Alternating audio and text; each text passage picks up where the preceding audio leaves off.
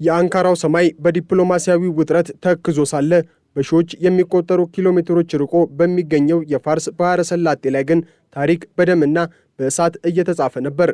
ያ በ4 ወራት ጦርነት የዛለው የመካከለኛው ምስራቅ ምድር ለጥቂት ሳምንታት ሰላም አገኘው ብሎ ሲተነፍስ ድንገት ያ የሰላም ተስፋ እንደ ጧፍ ተቃጥሎ ጠፋ። የአሜሪካ የጦር አውሮፕላኖች የሌሊቱን ጸጥታ በከባድ የቦምብ ናዳ ሲቀዱት ዓለም ሌላ የታሪክ አዙሪት ውስጥ መግባቷን አወቀች። ይህ ጉዞ የጀመረው በሆርሙዝ የባህር ወሽመጥ ላይ በተሰነዘረ ድንገተኛ ጥቃት ቢሆንም ፍጻሜው ግን የሰው ልጅን ወደ ከፋ መከራ የሚነዳ ትራጄዲ ሆኖ ተመዝግቧል። የአሜሪካ ማዕከላዊ እዝ የአየር ድብደባውን ለማይቀረው ዋጋ ሲል ጠርቶታል። በሆርሙዝ የባህር ወሽመጥ በኩል በሚያልፉ 3 የንግድ መርከቦች ላይ የደረሰውን ጥቃት ተከትሎ ዋሽንግተን የኢራንን የባህር ኃይልና የመከላከያ መዋቅር ለመፈራረስ ወሰነች። የአሜሪካ ሚሳኤሎች የኢራንን የአየር መከላከያ ስርዓቶች፣ ራዳሮችና ከ60 በላይ የአብዮታዊ ዘብ ፈጣን ጀልባዎችን ኢላማ አደረጉ። ባህረ ሰላጤው አሁን የሚታወቀው በሰማያዊው ውሃ ሳይሆን በላዩ ላይ በሚንሳፈፈው የነዳጅና የባሩድ ሽታ ነው። ይህ ጥቃት የመጣው አሜሪካ ለኢራን ሰጥታው የነበረውን የነዳጅ ሽያጭ ፈቃድ በድንገት በሰረዘች ማግስት ነው። ለዓመታት በጥቁር ገበያ ነዳጅ ስትሸጥ የቆየችው ኢራን ለጥቂት ሳምንታት በዶላር ነዳጅ የመሸጥ ዕድል አግኝታ ነበር። ያ ዕድል ግን ዛሬ ከሚሳኤል ጭስ ጋር ተደምስሷል። በኦማን የባህር ዳርቻ ላይ አንዲት የኳታር የተፈጥሮ ጋዝ ተሸካሚ መርከብ በእሳት ስትጋይ የታየው ምስል የዓለምን የኢኮኖሚ የደም ስር መበጠሱን የሚያበስር ነበር።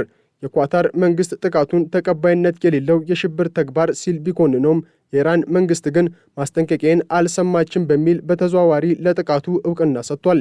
እዚህ ጋር ነው ትራጀዲው የሚጀምረው።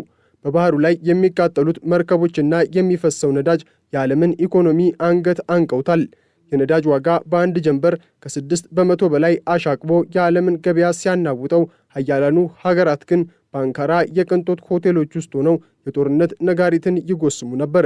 የአሜሪካው ፕሬዝዳንት ዶናልድ ትራምፕ በቱርክ ከኔቶ መሪዎች ጋር ባደረጉት ስብሰባ ላይ የሰጡት አስተያየት እጅግ አስደንጋጭ ነበር። ፕሬዝዳንቱ ያንን ተስፋ ተጥሎበት የነበረውን ጊዜያዊ የሰላም ስምምነት አብቅቶለታል ሲሉ አወጁ።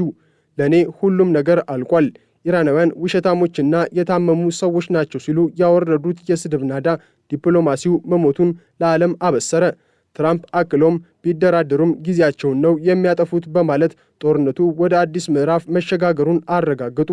ይህ ንግግር በወጣ በደቂቃዎች ውስጥ የዓለም የነዳጅ ገበያ ተናወጠ። የጦርነት ጀብዱ የሚመስለው የአሜሪካ ጥቃት በሺዎች የሚቆጠሩ ንጹሐን ዜጎችን ኑሮ ወደ ገደል የሚገፋ የትራጄዲ መጀመሪያ ሆነ። ኢራን ለዚህ የአሜሪካ እርምጃ የሰጠችው ምላሽ ፈጣንና መራራ ነበር።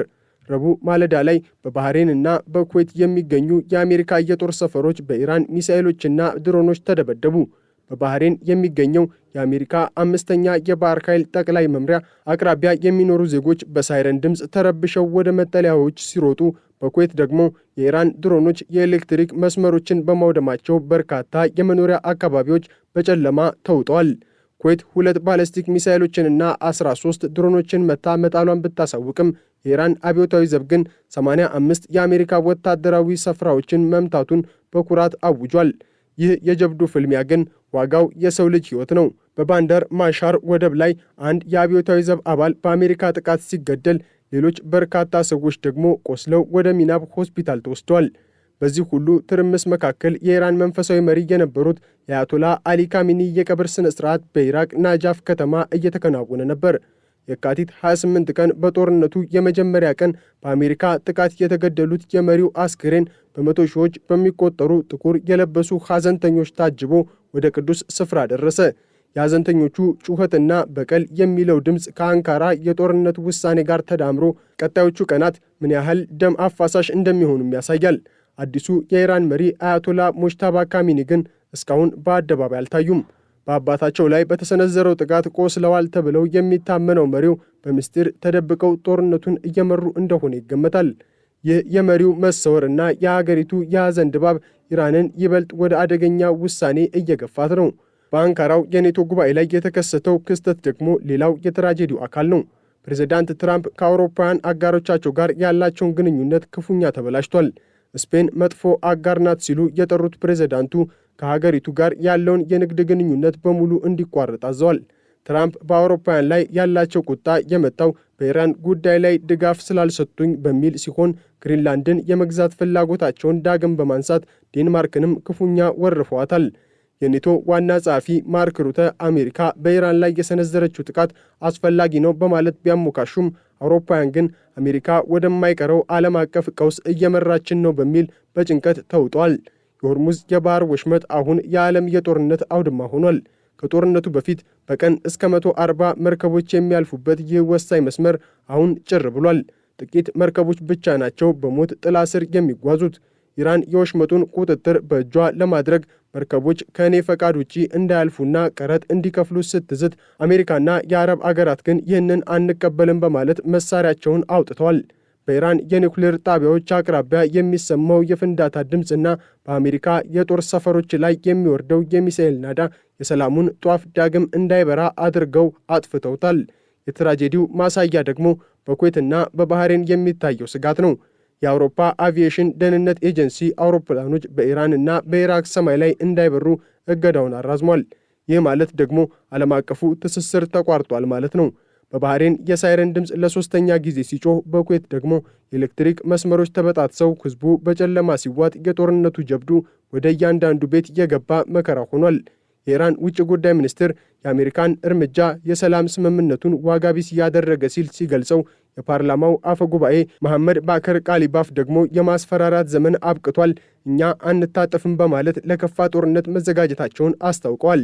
ሳውዲ አረቢያም ቢሆን ከዚህ እሳት ነጻ አይደለችም። ወዲያን የተሰኘውን ግዙፍ የነዳጅ ጫኝ መርከቧን በጥቃቱ ውስጥ ተካታ የነበረ ቢሆንም ሰራተኞቿ በሰላም መትረፋቸው እንደ ትልቅ ዕድል ተቆጥሯል። ነገር ግን ይህ ዕድል ለሁል ጊዜውም እንደማይቀጥል ይታወቃል። የኢራን አብዮታዊ ዘብ በመላው ቀጠናው የሚገኙ የአሜሪካ ጦር ሰፈሮች ለድሮኖቹ ትክክለኛ ኢላማዎች መሆናቸውን በይፋ ተናግሯል። ይህ ማለት ደግሞ ጦርነቱ ከኢራን ድንበር አልፎ መላውን መካከለኛው ምስራቅ እንደ ሰደድ እሳት ሊያቃጥለው ነው ማለት ነው። የአንካራው ጉባኤ በአሸናፊዎችና በተሸናፊዎች መካከል የሚደረግ ፍልሚያ ይመስላል። ትራምፕ አውሮፓውያን በነዳጅ ዋጋ መናር ምክንያት ተንበርክከው ወደ እርሳቸው እንደሚመጡ ሲጠብቁ፣ አውሮፓውያን ግን አሜሪካን እንደ አደገኛ አጋር መመልከት ጀምረዋል። ሩሲያና ቻይና ከዚህ ትርምስ ጀርባ የራሳቸውን ጥቅም ለማስከበር ሲያደቡ፣ የመካከለኛው ምስራቅ ንጹሐን ዜጎች ግን በሐዘንና በስጋት መካከል ይኖራሉ።